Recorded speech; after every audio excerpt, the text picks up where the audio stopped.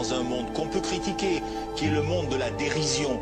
Vous le savez bien, et dans les médias, je dirais, le monde de la dérision, on se moque de tout. Le fait que ça se fasse me satisfait. Parce que ça veut dire que nous avons, qu'on est libre. Peu à peu... Il faut qu'on soit beaucoup plus sage que ça, qu'on rentre pas dans ces provocations. Et c'est pour ça que... C'est l'autocensure, ça, Jamel. Si on... Tu comprends ce que je veux dire? Si on commence à pas faire de dessin pour pas choquer les musulmans... Non, si on fait... Pour moi, c'est de l'autocensure. C'est la fin de la liberté d'expression. Pour moi, la liberté d'expression, la liberté d'expression et le respect font partie, sont mariés ensemble. Moi, je suis pour la liberté d'expression.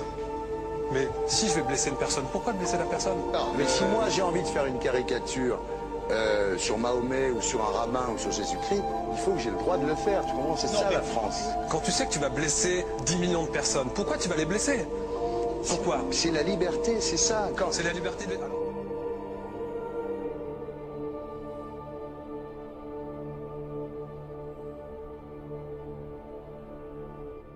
Non mais vous ne pensez pas que c'était à vous de vous excuser, non? En disant le sketch n'était pas très drôle, je suis désolé si j'ai blessé des gens, voilà, excusez-moi, voilà, c'est une connerie, c'est mon travail. Mais vous ne referiez pas le même sketch quand même? Mais le spectacle que je fais reprend en grande partie les lignes de ce sketch.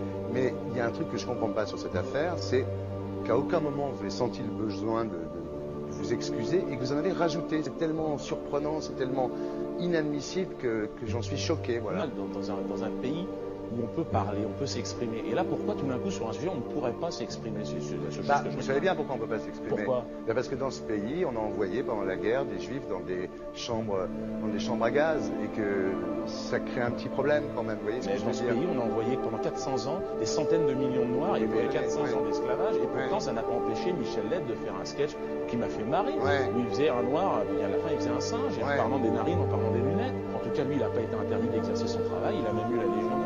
Quelqu'un qui a toute sa famille qui a été exterminée dans un camp de concentration et qui voit quelqu'un à la télé qui dit Israël.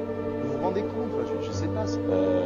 Mais non, on peut pas. Il y a des moments où même si on connaît les gens, même si on les a invités, on leur...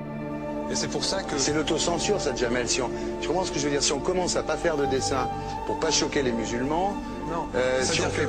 Pour moi, c'est de l'autocensure. C'est la fin de la liberté d'expression. Pour moi, la liberté... Et là, pourquoi tout d'un coup, sur un sujet, on ne pourrait pas s'exprimer sur vous savez bien pourquoi on ne peut pas s'exprimer. Pourquoi? Parce que dans ce pays, on a envoyé pendant la guerre des juifs dans des chambres à gaz et que... Deux poids, deux mesures. La liberté pour tout le monde.